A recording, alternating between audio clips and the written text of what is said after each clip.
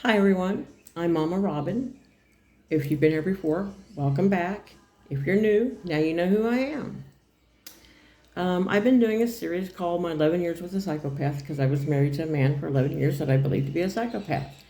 Now, let me say right off the bat, let me add this disclaimer. I am not a medical professional in any way, shape, or form. Um, and I'm not making light of a subject. If you have mental issues, you know someone that does, get help for yourself, get help for whoever you think is. Again, like I said, and I'm not a medical, boy, I can't talk today. I'm not a medical doctor of any way, shape, or form. So I've decided to take and examine this and see if I really was married to a psychopath or somebody that could be considered to be one. And if so, you know, what were the signs of it? And did I miss something? And maybe I can help someone else out there. So, um, this is, I looked them up last week. This page I'm on, I showed this last time. This week, we're going to cover number 2. And it says unnecessarily cruel or a mean streak. Okay, I'm going to tell you right now, he was unnecessarily cruel and had a mean streak. When the superficial charm and charisma wears off, a psychopath will often demonstrate moments of cruelty or meanness. They may include gossip, biting comments, lashing out aggressively at others, or laughing and being entertained while they hurt and embarrass someone else. Cruelty and meanness are hallmark signs of a psychopath and often lead to the pattern of violating rights of others. Okay, right off the bat. I said last week he had superficial charm and charisma. Unnecessarily cruel? Yes, he was. He was unnecessarily cruel. He did have a mean streak. Now that's not saying that everybody that has a mean streak is a psychopath. There are 20 different things that we're going to cover. We've covered the first 2, and he has the first 2. I will bet you money before this is over and done with that he has at least 18. Still may not make him a psychopath. But yes, he was unnecessarily cruel, and the thing with him is his personality would flip, literally, like a light switch. And when I would try to explain certain things to the police officers, like when they'd have to come out to the house, I'd be like, well, he was fine like 30 seconds ago. And then he wasn't. He was fine until he wasn't. And sometimes it was minutes, and sometimes it was seconds. Most time you could see the storm coming, but not every time. Like one minute we'd be talking just fine, and the next minute he would turn to face me and literally be screaming nose to nose at me about something that I didn't do, and he thought I did, or I did, but I didn't realize it was a big deal, or whatever. And he would say cruel and mean things to me, horrible things. And he was very charming and charismatic with other people. And when I would say something to a friend, a mutual friend or something, they would treat it like, what do you mean?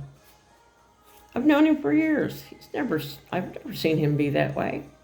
Well, no, you've never seen him be that way. You don't live with him. Because he was very careful to not be that way in front of his friends. Like I said, he was very charming, very charismatic, which is how he lands people. He's got a new girlfriend now, and I kind of want to reach out to her, but she might just assume I'm being a petty ex-wife, so I'm not going to. I mean, I want to kind of help protect her, but she's probably not going to listen to me. She's probably going to assume I'm being a mean, petty ex-wife. I'm just being mean to him. Because right now he's being charming and charismatic to her. So right now she thinks she's found the man of her dreams, like I used to think. But she's going to discover later she's not. I just hope he doesn't hurt her. She's a lot younger. She's not as experienced. I'm afraid he's going to hurt her. Way worse than he did me. And at first they'll be great together. At first he'll be happy, she'll be happy. she'll think she's on cloud nine. She's been the best man ever, because that's what I did. But later on, she'll come to realize that she didn't. I just hope it's not too late. I hope she figures it out. Now, I did survive him 11 years. And the worst I ever got was slapped around a little. I think I was punched once. Punched and pushed a few times, but mostly just slapped around. But I didn't stand there and take it. I slapped back. I mean, you hit me, I'm going to hit you back. And that wasn't the right way to handle it either. And I know that. And had I handled it better, I started to say, had I handled it better, it might not have gotten as bad, but it would have. I just should have left sooner. But I was trying to raise two kids and protect those two kids, and I had no money, and I had nowhere to go.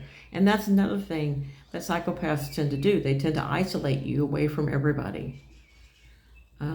They tend to make sure that he moved me out of my hometown, out of my state, took me and my kids, cut off communication with me, my family, my friends, isolated me in small towns here in Texas, wouldn't let me have any friends, wouldn't let me go anywhere without him, wouldn't let me have a car, wouldn't let me have a job, wouldn't let me do anything because he wanted full control of me. At first, I was offended. Then I thought, well, this is nice having somebody that will work and take care of things, and I can just stay home and take care of the house and the kids, because I didn't have that. When they were little, I had to work. I had to work 2 jobs. So it was nice finally being in a situation where I didn't have to work. I could stay home. But eventually I started realizing what he was doing. But yes, he had an extremely strong mean streak. Cruelty and meanness are hallmark signs of a psychopath and can often lead to a pattern of violating the rights of others. He has a terrible mean streak. And like I said, he's got a new girlfriend now. Right now she thinks he's charming, and she thinks he's sweet, and she thinks he's this and that and the other, and I'm afraid that she's not going to figure this out until it's too late. And like I said, I thought about trying to contact her, but she probably wouldn't listen to me. And if she did, she would tell him, and then of course he would be all over me, asking me why I'm starting shit. So, I don't know what to do. I don't know what to do. I don't know if I should bother them or not. I don't know her name. I know her first name. That's all I know about her. I know very little about her because I don't involve myself in his life or his business. If it wasn't for mutual friends, I wouldn't know as much as I do. Anyway, a mean streak is definitely what he had. And it does. It flips like a switch. It literally goes from nice and calm to screaming, like nose to nose, in my face, screaming at me for something I didn't do, but he think I did, or I did do, but I didn't realize it was that serious. And then the switch would flip right back again, and he'd be fine. It's literally like he had a light switch in his brain, and it would flip. On and off, happy, mad, happy, mad, happy, mad, happy, mad.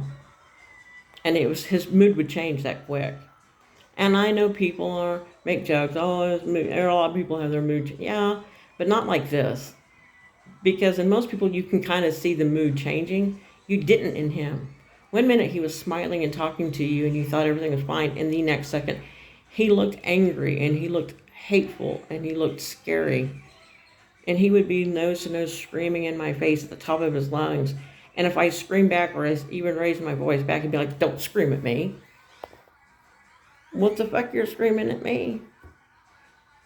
So, today's a short one.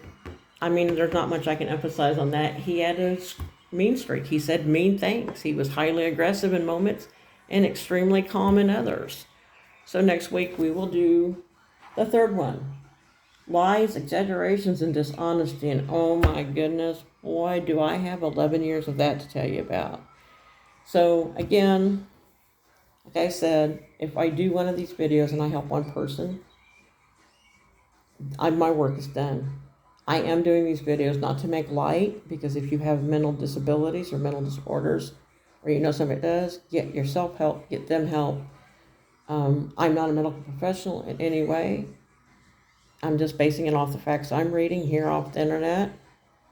And again, I'm not making light. If you know somebody needs help, if you know somebody in a relationship like this, if you think there's something wrong, please get someone else help. And until next week, Mama Robin loves you.